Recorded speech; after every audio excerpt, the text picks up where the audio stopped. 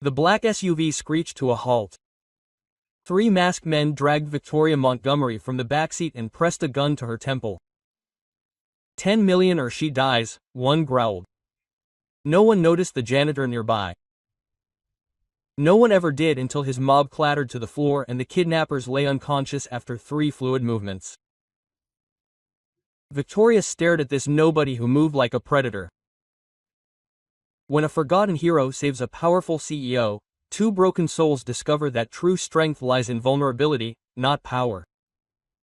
This is their story. Ethan Riley was a man purposely destined to be overlooked.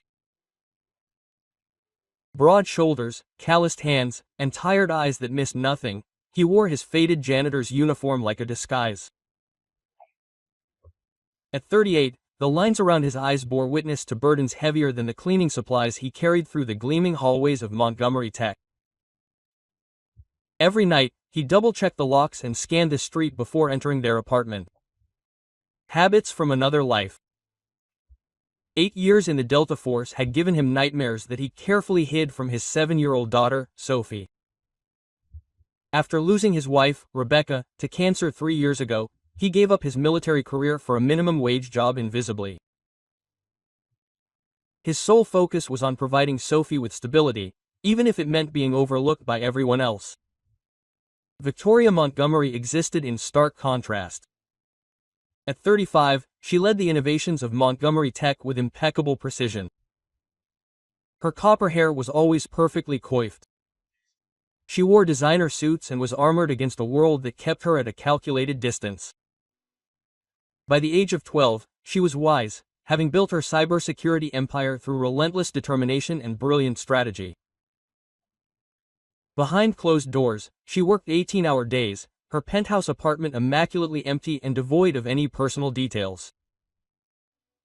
The business press called her the Ice Queen of Silicon Valley. At night, she stared at the city lights below her, feeling nothing but the high triumph of success without connection. The kidnapping attempt was just the latest threat in a life where trust meant vulnerability, invulnerability, weakness. Friday night at Montgomery Tech's headquarters. Victoria had been working late into the night reviewing procurement documents when her head of security, Mark Assi, interrupted. "We've received another threat, Ms. Montgomery." This time, she was more specific and waved it away with a wave of her hand. "Increase security if you must, but I'm not canceling the meeting in Singapore." Her voice carried the certainty of someone whose opinion had never been challenged. As night fell, the office emptied, leaving Victoria alone with spreadsheets and strategy documents.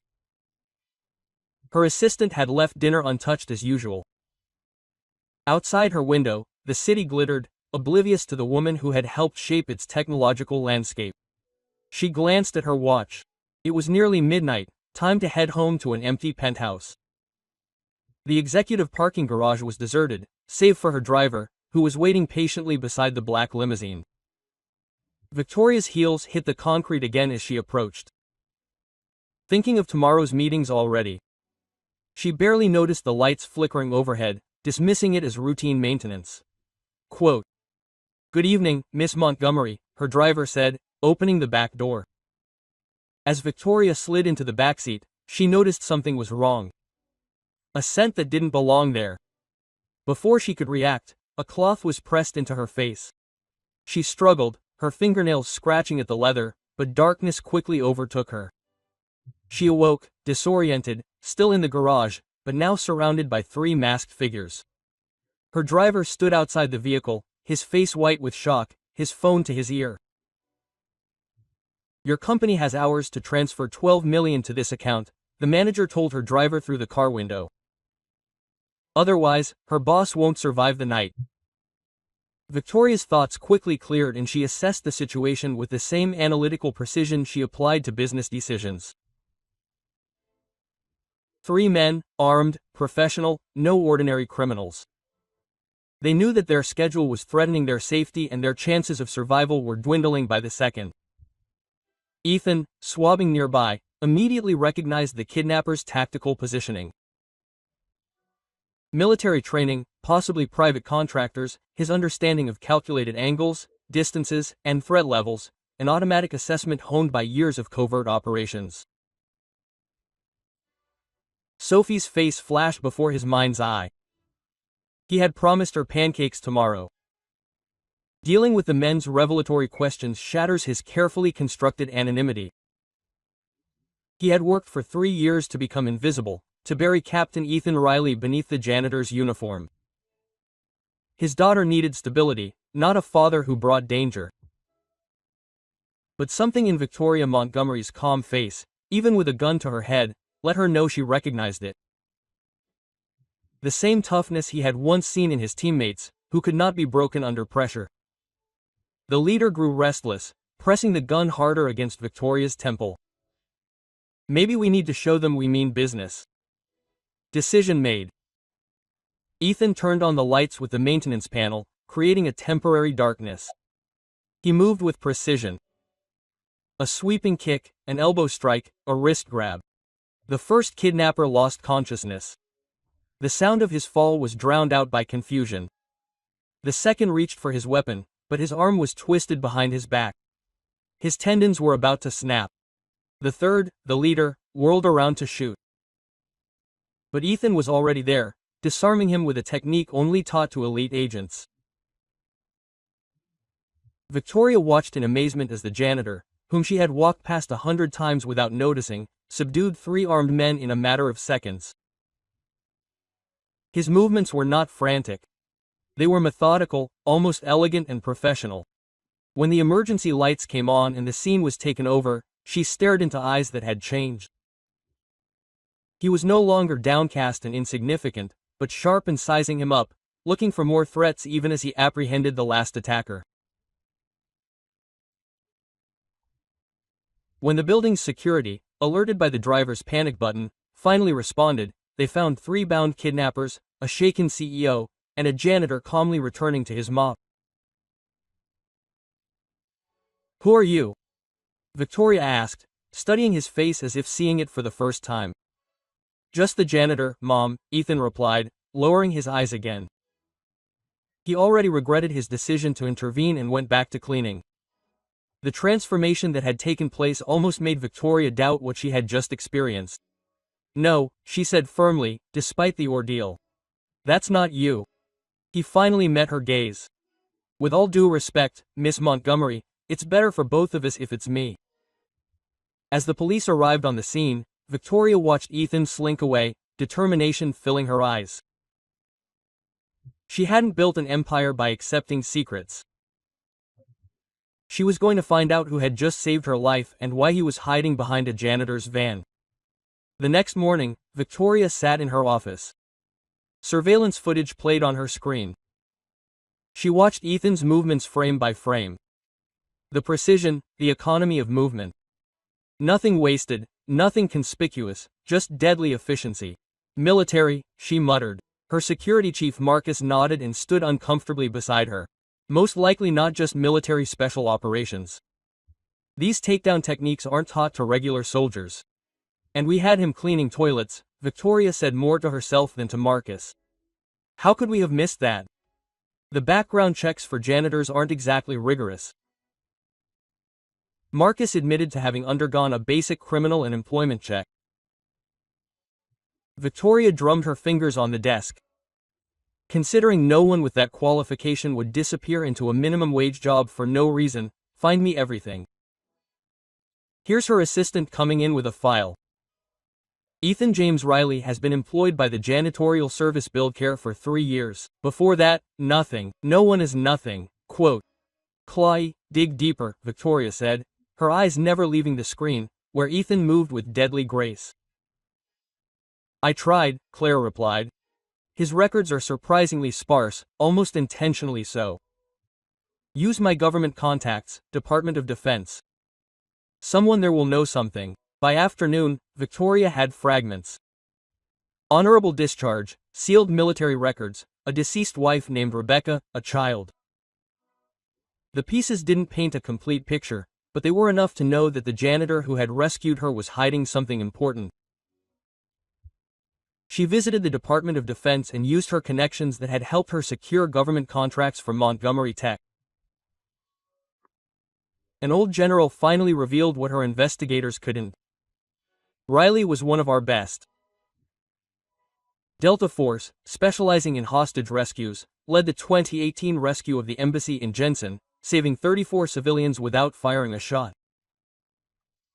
Strategic genius. The Pentagon wanted to put him on the fast track to the top operational level. What happened then? Victoria asked. The general's face softened. His wife fell ill, with aggressive cancer. He asked to be transferred to the United States to be with her. After her death, he resigned from his post, completely gone. Some thought he might go into the private sector. Security firms would pay millions for his expertise, but he simply disappeared until he showed up at my building as a janitor. Victoria was amused. A man with his training could have any security job in the country. If he cleans floors, Miss Montgomery, he has his reasons. That evening, Victoria was waiting next to Ethan's battered pickup truck in the employee parking lot. When he spotted her, he immediately became alert. His posture suddenly changed to defensive, as if he were reverting to old habits. He is Montgomery, Mr. Riley, or should I say Captain Riley. His face gave nothing away, but a muscle in his jaw was tense. I'm just a janitor now. A janitor who saved my life with his Delta Force training. Silence fell between them. Neither of them is willing to break up first. Finally, he asked, "What do you want out of a job?" Head of security. The salary is substantial, no interest. Quote, he stepped around her.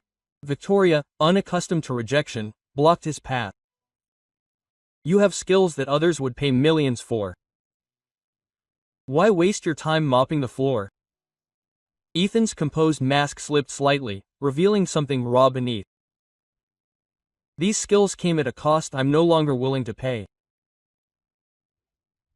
I have a daughter who needs stability, not a father who disappears on secret missions or makes powerful enemies that could change her life.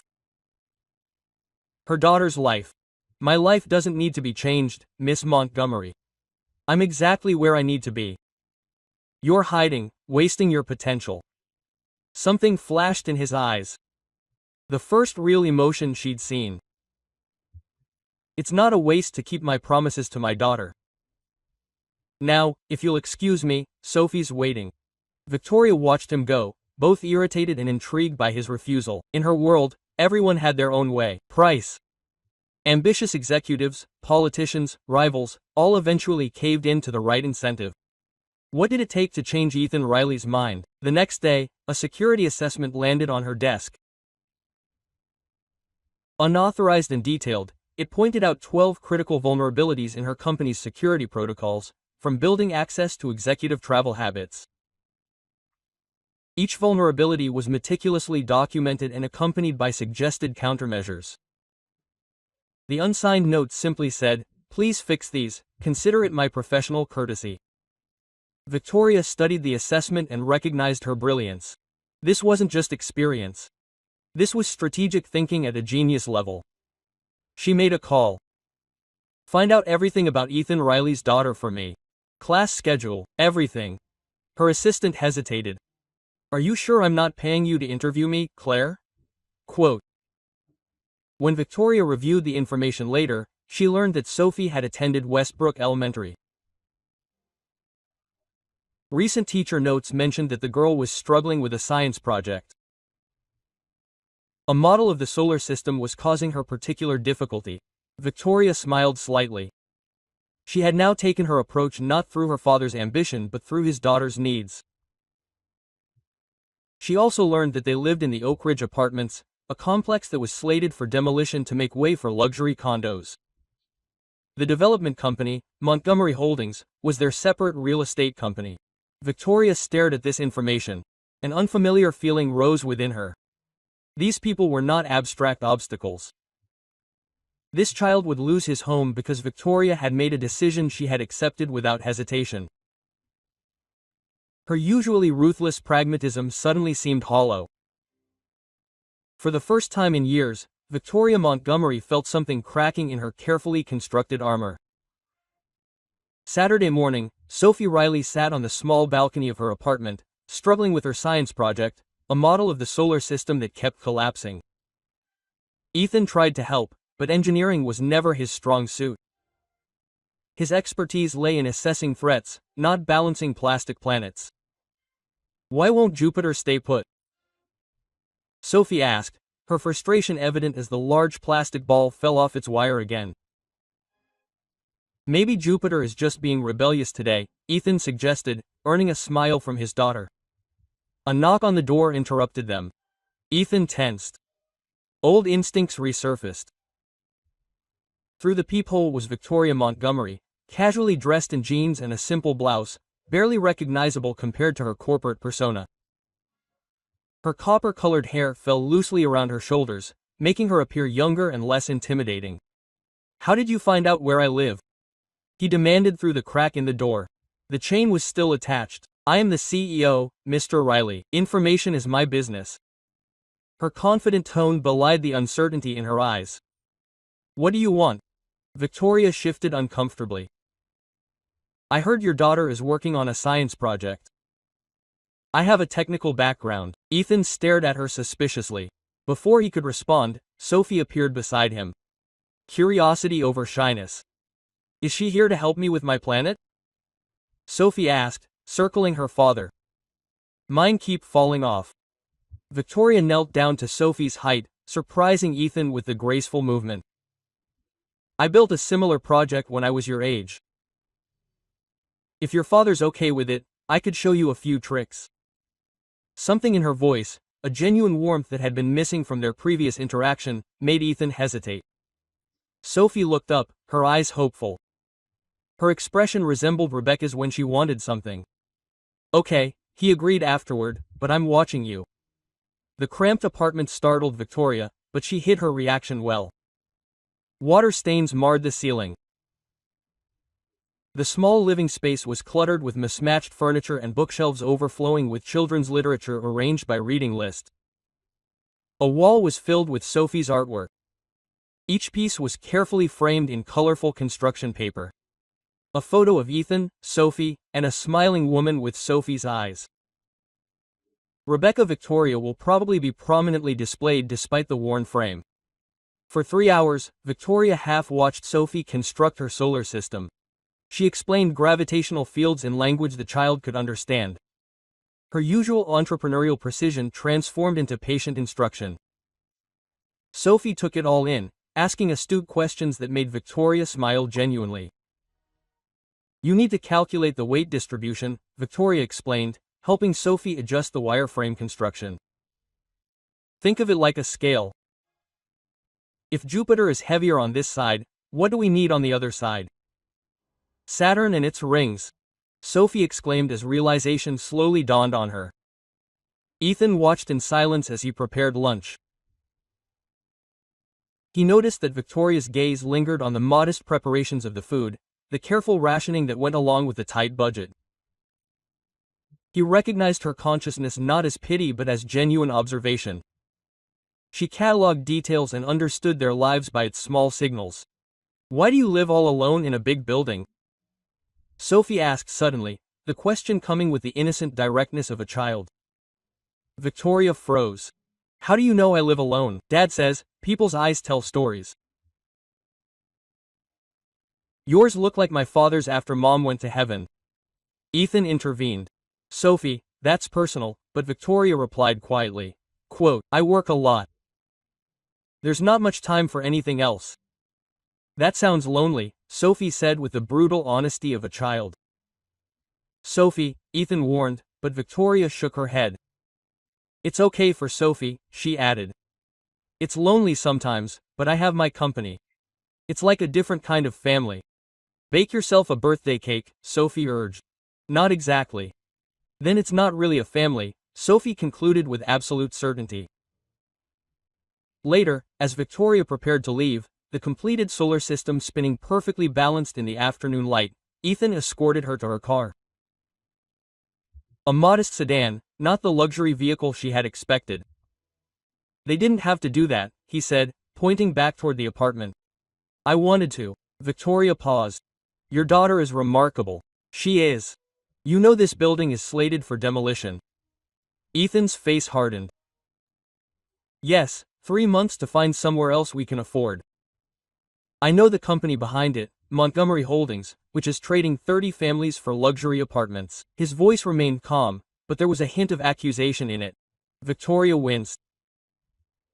I came to tell you that I've stopped the project. Instead, the building will be renovated. The current residents can stay. Ethan looked at her, searching for a deception. Why business decision? A renovation is more tax efficient. She didn't meet his eyes. Thank you, he said simply, showing neither joyful gratitude nor lingering resentment. As Victoria drove away, she called your office. Cancel my dinner with the Japanese investors and find out which schools in the Okit area need funding for your science program. That night, Victoria stood at the window in her penthouse. For the first time, she saw not only buildings and properties, but also homes with people like Sophie and Ethan.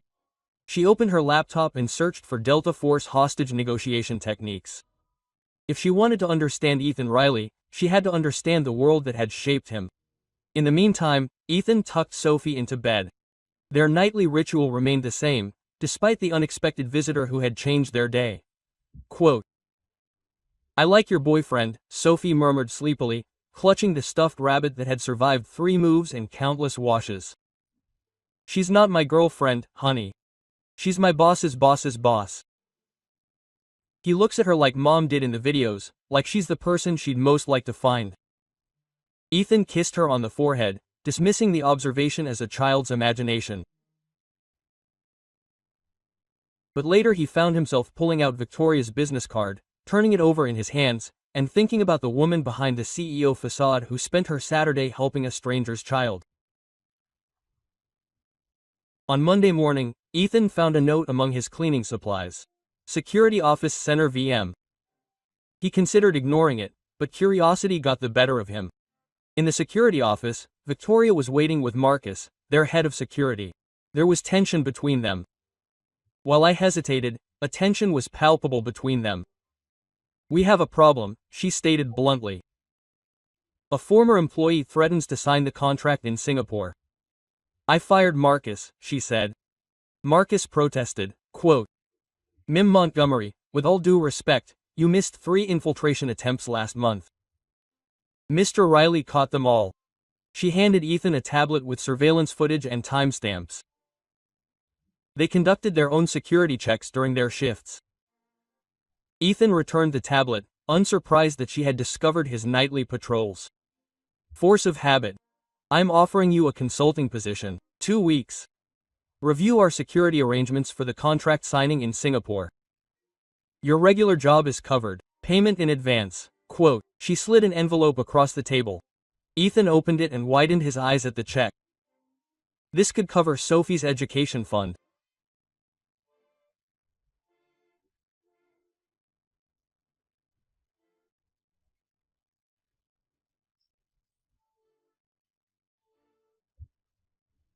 That's the idea. He eyed her. Why me? Because they see things others don't and because they have more reasons than anyone else to keep me alive. What do you mean? Victoria glanced meaningfully at the envelope. I have enclosed a lease. The renovation of their apartment building includes a dedicated manager position, free accommodation, modest living expenses, salary. For the first time, Ethan smiled slightly. Bribery, Ms. Montgomery.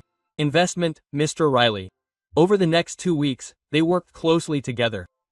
Ethan revised security protocols and identified vulnerabilities with an intuition that even Victoria was impressed with. They spent long evenings planning.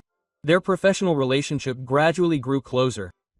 Victoria learned that Ethan spoke 4 languages, played chess at a master's level, and had an encyclopedic knowledge of military history.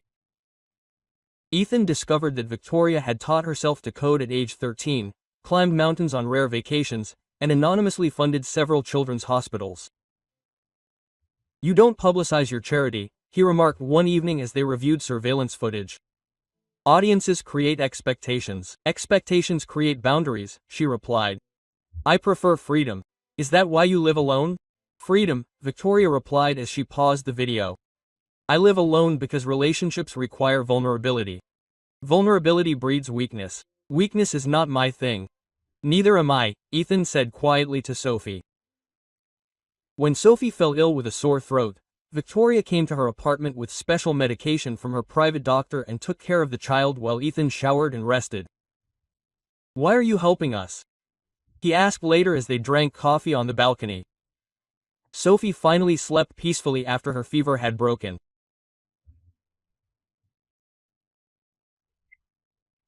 Victoria thought carefully. "For most of my life, relationships have been purely businesslike. People want money, connections, favors. You're the first person in years to turn down my offer." She paused. "I was curious about what it would be like to help someone who expected nothing in return." Days later, the Singapore delegation arrived. Victoria and Ethan moved through the high-security airlock, communicating seamlessly through earpieces. When Victoria deftly diffused a tense negotiation situation by applying a conflict resolution technique Ethan had taught her, he felt an unexpected surge of pride. "That's the third concession you've made," Victoria murmured as they stepped aside between sessions. "Your suggestion of creating artificial time pressure worked perfectly." "You executed it flawlessly," Ethan admitted. "You would have been a good negotiator in the field." "Hilly business isn't all that different from hostages," she replied. "Just fewer weapons, usually." That night, Victoria invited Ethan and Sophie to celebrate the successful book signing in her penthouse. Sophie looked on in wonder as Victoria showed Ethan her rare book collection. He noticed first editions with awe and carefully held out a leather-bound volume. "My only passion. Books were my escape as a child." "From what?" Victoria's fingers ran over the spine of a nearby book. "Nursing homes, group facilities. After my parents died, I became a ward of the state. Books offered stability when everything else changed." Ethan's hand brushed against hers and reached for the same volume. Neither of them pulled away immediately. The moment between them stretched, waiting with unspoken understanding. The connection broke when Sophie called from the kitchen. They found her cooking, ingredients everywhere. Flour dusted her cheeks, pasta strewn across the counter. "I wanted to do something special," Sophie explained, her voice clear with desperation. "Dad said you'll probably never cook." Victoria stared at the mess and, to Ethan's surprise, laughed genuinely. "I haven't cooked since college. My last attempt set off the fire alarm in 3 sleeping souls." Together, the three of them prepared a simple pasta dish. Victoria, who negotiated billion-dollar deals without batting an eye, followed Sophie's earnest instructions on how to stir sauce properly. Later, Sophie fell asleep on Victoria's expensive sofa. Zin and Victoria stepped out onto their balcony. The city spread out below them like a starry sky. "Security consulting is officially over," she said. "Yes, I'd like to offer you a permanent position." Ethan shook his head. "I told you I didn't want to go back to that world, not into security. Special projects manager, problem-solving strategy, working directly with me, regular work hours. No danger."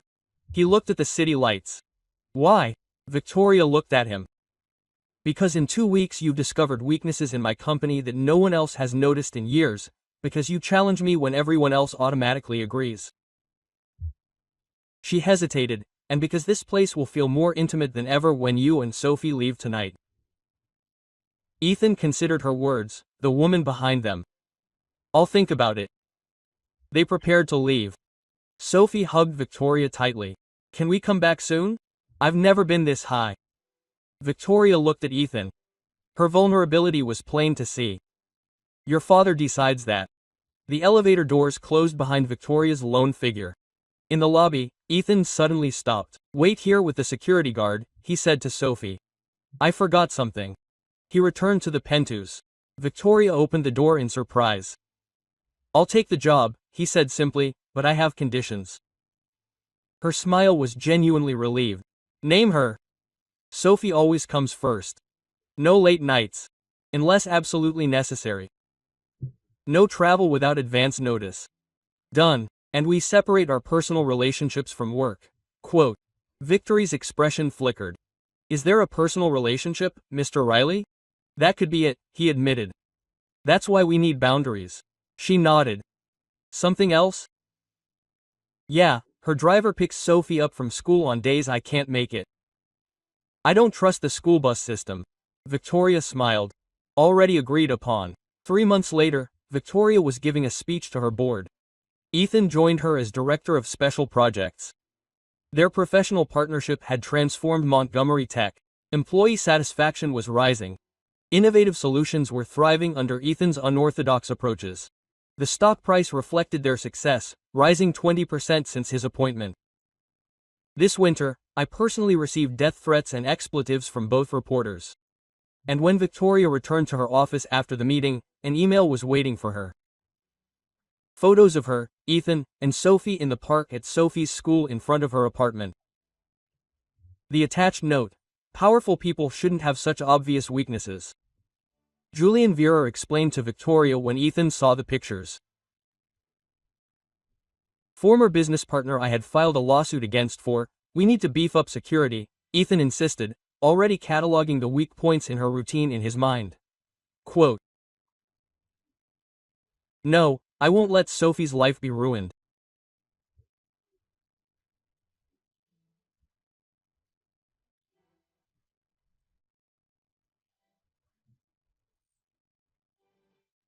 The Singapore contract renewal is tomorrow.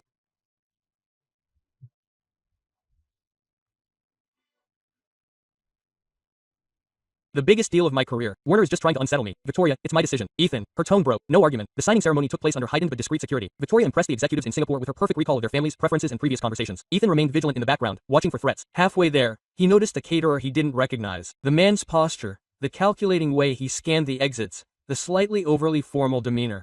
Warning signals went off in Ethan's head.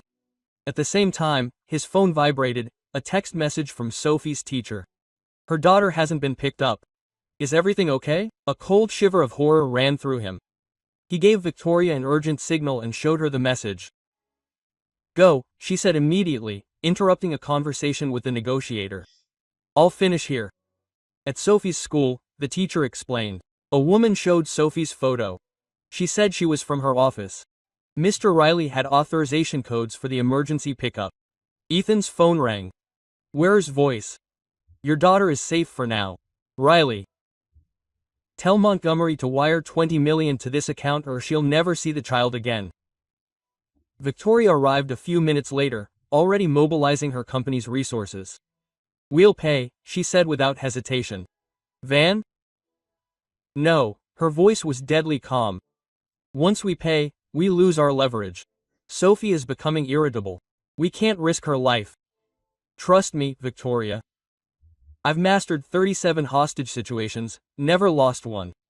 His eyes met hers. "But you have to follow my lead completely."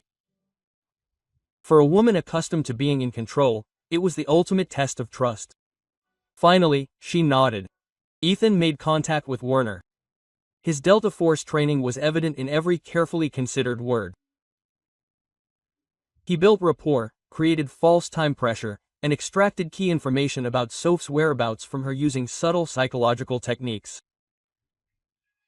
Victoria watched his transformation. No longer the quiet janitor or the careful strategist, but a precision instrument focused on a goal. She made calls as he directed, deploying her resources exactly as instructed, though her instinct to take charge was lacking. When Ethan identified an abandoned warehouse as a likely location, Victoria insisted on accompanying him despite his objections. "He's her daughter," Victoria said fiercely, "but she's important to me too." Inside the warehouse, Ethan devised a diversionary strategy. Victoria overrode him. "I'm going in as my primary target. Werner doesn't want me that much." "Absolutely not. This is not a discussion." "You taught me that leaders make tough decisions," she said. Her voice softened. "Let me do this, Ethan. For Sophie, for you." Quote. Before he could respond, Victoria stepped outside and called Werner's name. As I said before, Werner appeared and pointed his gun at her. "The mighty Victoria Montgomery," he sneered. "I came to rescue some janitor's brat." Victoria stood her ground. "I wired $10 million. You'll get the rest when Sophie is safe." Werner laughed. "You're not in control anymore, Victoria." "Neither are you," she replied calmly. "The building is surrounded, but I'm offering you a way out. The money, a private jet, high-risk witness disappearance protocols developed by my firm. While Victoria kept Werner in line with the negotiation techniques Ethan had taught her, Ethan slipped through the shadows and spotted Sophie in a back room with a security guard. "Daddy." "That's right," he warned, dismissing the guard with silent efficiency. "Victoria's here too. We're going home." The confrontation escalated when Werner realized that Victoria's transfer contained a tracking log. He raised his gun, but Victoria didn't flinch. Quote, "You're not going to shoot me," she said with absolute certainty. "Why not?" Werner growled. "Because I'm not what you really want.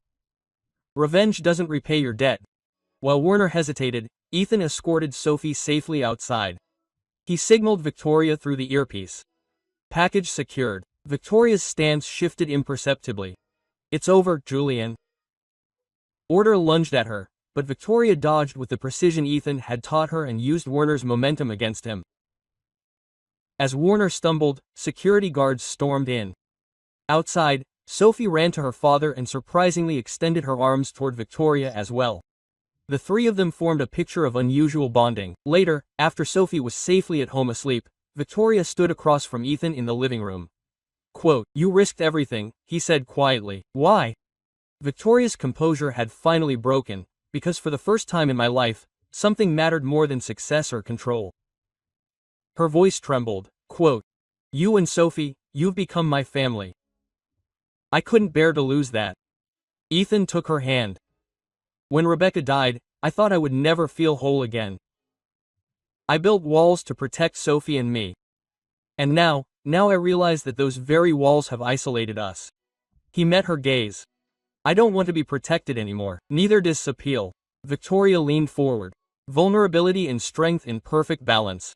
"Me neither." 6 months later, Montgomery Tech headquarters was a hive of activity. Under Ethan's leadership, the company had transformed its security department into an industry-leading crisis response unit. Their approach of combining Victoria's business acumen with Ethan's strategic expertise had revolutionized corporate security protocols across Silicon Valley. In the boardroom, Victoria was speaking to international investors. "Montgomery Tech isn't just changing technology, we're changing lives." Quote. She gestured to the presentation screen, which showed the company's new foundation, the Second Chance Initiative, which provides career opportunities and retraining for veterans and single parents. The program had already been launched.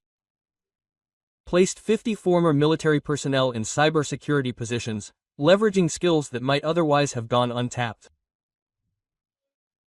Ethan's connections to the veteran community had opened doors for Victoria that her money alone would not have been able to reach.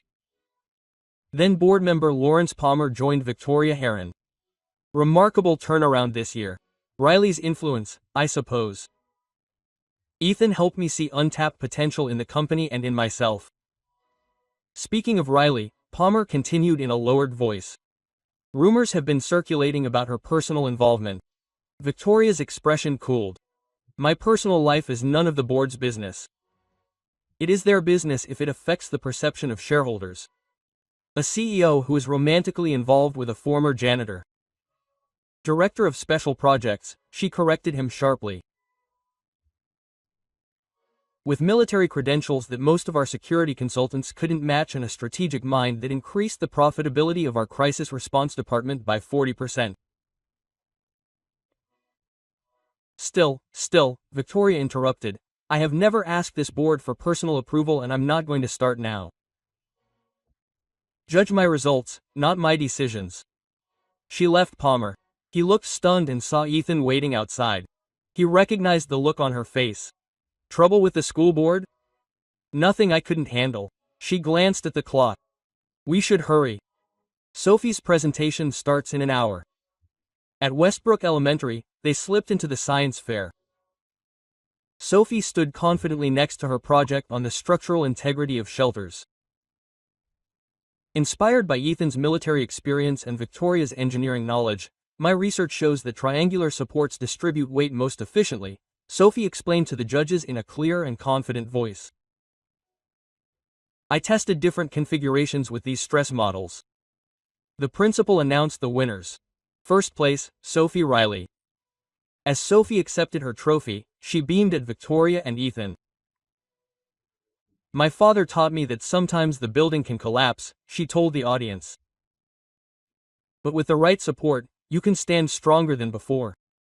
Victoria squeezed Ethan's hand. They both recognized the metaphor. Later, in Victoria's penthouse, now warmed by family photos and Sophie's artwork, Ethan received an official letter. His military service record had been amended to approve the previously secret missions and long overdue awards. How? He asked Victoria. I may have spoken to some people at the Pentagon. She smiled.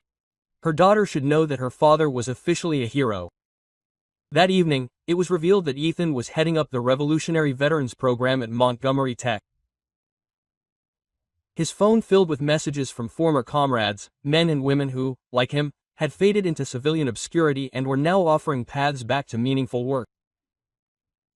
One message stood out. His former commanding officer. I knew you'd find your way back, Riley. Different battlefield, same warrior. Victoria found Ethan on the balcony, staring at his phone. Regret, she asked quietly. Gratitude, he corrected. I hid who I was for years, thinking invisibility meant safety. And now he turned to her. Do I understand that the greatest safety is to be seen? Really seen by the right person. Victoria leaned into him. The board questioned my judgment of us today. What did you tell them? That some investments can't be measured quarterly. She looked up at him, that it's worth taking risks. A year later, Sophie's 8th birthday party transformed Victoria's quaint penthouse into a celebration of color and laughter. Children in Sophie's class explored the surroundings in amazement. Their excited voices echoed through rooms that had once been filled only with the hum of electronics and the whisper of Victoria's lonely footsteps. Parents who had once whispered about the unlikely couple were now witnessing their genuine connection. Surprise gave way to acceptance. In the kitchen, Victoria was arranging candles on a homemade cake. Her third attempt after 2 spectacular failures. Ethan wrapped his arms around her from behind, watching as she carefully placed each candle. Not bad for a CEO who couldn't even boil water a year ago, he murmured in her ear. She leaned back against him. I had a good teacher. Sophie, of course, Sophie, you still burn toast. Victoria's laugh, uninhibited, genuine, was a sound she had rediscovered in this unlikely family. Its easy familiarity carried into the living room, where Sophie was opening presents with her friends. The gift box testified to the bond they had built, not just with each other but with a community that had slowly embraced them. When she reached Victoria's gift, she gasped. Adoption papers neatly framed next to a photo of the 3 of them from a camping trip months ago. So, you can be my official mom, Sophie told her curious friends. Her matter-of-fact tone gave no hint of the months of legal work Victoria had put in. But she already was. Later, after the guests had left, the 3 of them sat on the balcony and watched the sunset paint the city skyline in gold and purple. Sophie snuggled between them, half asleep, though she prayed she wasn't tired. I never thought I'd experience this again, Ethan said softly. His voice was barely audible over the distant city noises. Victoria touched the simple engagement ring on her finger. Not the flashy diamond she'd expected, but a ring Ethan had designed himself, using metal from his military badge and a small stone from Rebecca's original ring with Sophie's blessing. I never thought I'd have it. Sophie stirred. Tell me again how you 2 met. Victoria smiled. Which version? The official one or the merchandise? The one where Dad was a superhero in disguise. Ethan chuckled. I wasn't a superhero love interest. You saved Victoria from the bad guys. And then Victoria continued. Your father and you saved me from something much worse. Sophie sighed. To think that success meant being alone, that power meant not needing anyone. Victoria stroked Sophie's hair gently. You taught me that true strength comes from connection, not isolation. As Sophie drifted off to sleep, Victoria and Ethan shared a deep look, understanding. They had both changed. He from invisible to someone who proudly stood in his truth. She from untouchable CEO to someone who embraced vulnerability as courage. In the fading light, their makeshift family represented something neither of them could have imagined a year earlier. A second chance neither of them felt they deserved. The journey had not been easy. The merging of their worlds had challenged them both. Ethan still sometimes woke up from nightmares of his military past. Victoria occasionally retreated behind emotional walls when the stress mounted. But they had learned to navigate these moments together, strengthened by their shared understanding. "Happy birthday, darling," Ethan whispered to his sleeping daughter.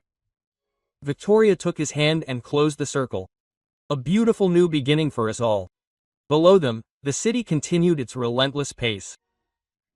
But here in this moment, 3 broken lives had found wholeness together, proving that sometimes salvation is just the beginning of the story.